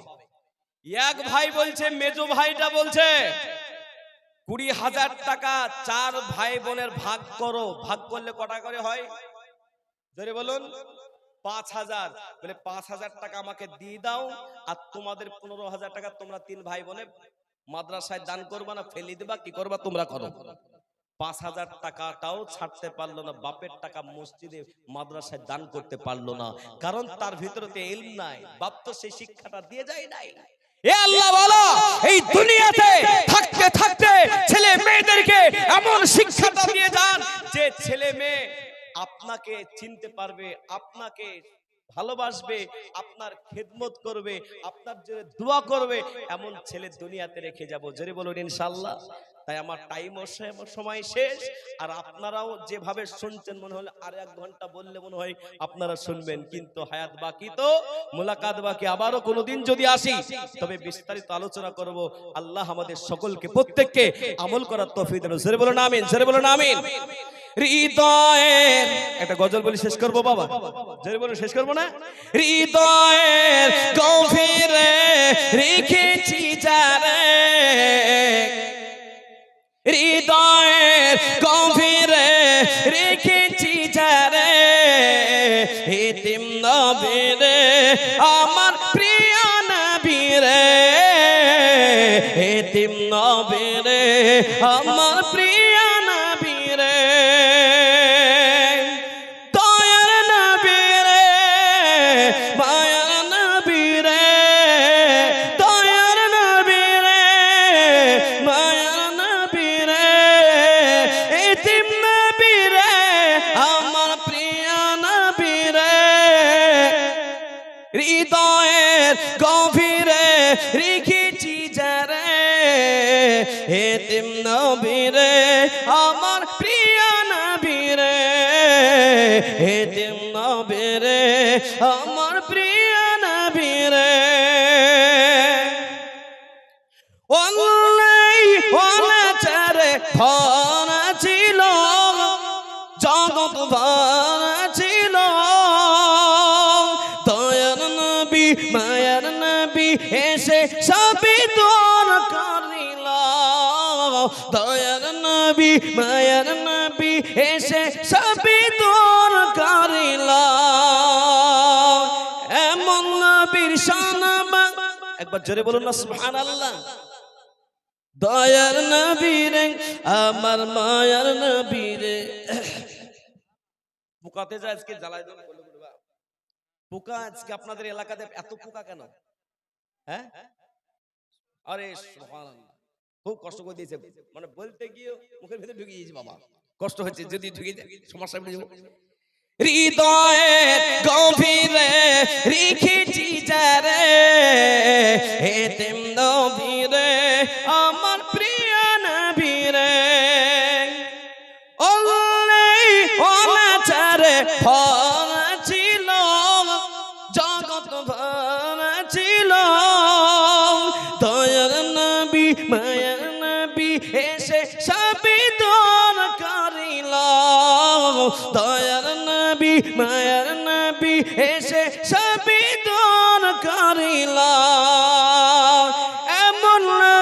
সনমান কি করি করি বয়ান, এমন নবীর সনমান কি করি করি বয়ান, সেই নবীজির গায়ে গুণগান প্রেমেরই সুরে, হৃদয়ে গভীরে রেখেছি যারে, এতিম নবীরে আমার প্রিয় নবীরে। একবার জোরে বলুন সুবহানাল্লাহ।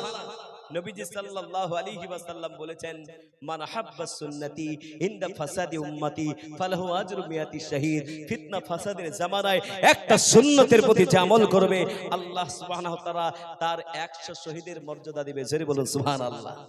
আজকে এই মাহফিলে অনেকজন এসেছে, প্রত্যেকটা যুবক ভাই তাদের পকেটে বড় বড় মোবাইল আছে না নাই গো? আপনাদের এলাকার যুবক ভাইরা মোবাইল ব্যবহার করে না করে না? করছে না? কিন্তু একটা পকেটের একটা টুপি নাই। টুপির বড় অভাব হয়ে গেছে। জি, আজকে টুপির বড় অভাব। কেন? টুপি মাথায় আজকে দিলে চুল উঠে যাবে ভাবছি। এ বাবা, আমাদেরকে চুল উঠে গেছে না চুল পেকে গেছে? এ বাবা, 7 বছর বয়স থেকে মাথায় টুপি দিচ্ছি, আজ পর্যন্ত মাথায় টুপিটা খুলি না। তা আল্লাহ সুবহানাহু ওয়া তাআলা তো আমাদের মাথা থেকে চুলটা উঠে দেয়নি বাবা। আল্লাহ তাআলা ভালো রেখেছে। বলুন, টুপি দিলে, টুপি দিয়ে যদি চলা যায়, বলুন সম্মান বেশি পাওয়া যায় না কম পাওয়া যাবে? এই জোরে বলুন, বেশি পাওয়া যাবে না কম পাওয়া যাবে? কিন্তু আমার যুবক ভাইরা মনে মনে ভাবছে, টুপি মাথায় দিতে আর বিড়ি টানা যাবে না, আর টুপি মাথায় দিয়ে সিগারেট টানাও যাবে না, তাই টুপি আর মাথায় দেয় না। ইয়া আল্লাহ ওয়ালা, টুপি দিলে আল্লাহ সুবহানাহু ওয়া তাআলা বিভিন্ন দিক থেকে আল্লাহ হেফাজত করবে। এই জন্য আমি আপনাদের সকলকে বলবো, বাপজি, অনেক লোককে দেখা যায় বাপ মরে গেছে, মা মরে গেছে, বাপ মা মরে গেছে, জানাজা পড়তে গিয়েও মাথার টুপি নাই, নাক মোছা পোটা মোছা রুমাল মাথায় দিয়ে নামাজ পড়ে। আপনাদের এলাকায় মনে হয় এরকম নয়? মনে হয় নাকি গো? এ বাবা, এরকম আছে না? নাক মোছা রুমাল, নাক মোছা পোটা মোছা রুমাল মাথায় দিয়ে নামাজ পড়ে, একটা টুপি নাই। আমার মা বোনরা বাজারে সব কিনলো, কিন্তু স্বামীর জন্য একটা টুপি কিনতে ভুলে যায়। দোকানে, এই বাজারে টুপির দোকান আছে না নাই? যেরকম আছে না নাই? সব আছে, কিন্তু টুপি কিনতে ভুলে যায়। আরে বাড়ির সব সরঞ্জাম কিনলো, কিন্তু বাড়িতে একটা জায়নামাজ রাখতে হবে। কখনো কখনো মসজিদে না যেতে পারলে বাড়িতে নামাজ পড়তে হবে, জায়নামাজ বেশি একটা জায়নামাজ কিনে না। এরকম মুসলমান আছে না নাই বাবা? অনেক মুসলমান আছে, কিন্তু এই ঘটনাও আছে। আমি ঘটনার দিকে আগে যাচ্ছি না, আমার টাইম ওঠে, আর হুজুর চলে বসেছে। গোটা পশ্চিম বাংলার বিখ্যাত বক্তা, তিনি চলে এসেছেন, আর আমি তার সামনে সময়টাকে নষ্ট করব না। আমার 7:30টায় টাইম ছিল, আমি 8টা বাজিয়ে দিয়েছি। আল্লাহ পাক আপনাদের সকলকে প্রত্যেককে ভালো রাখুক, সুস্থ রাখুক। সবাই সুস্থ থাকবেন, সুন্দর থাকবেন। আমি এই পর্যন্ত বক্তব্য শেষ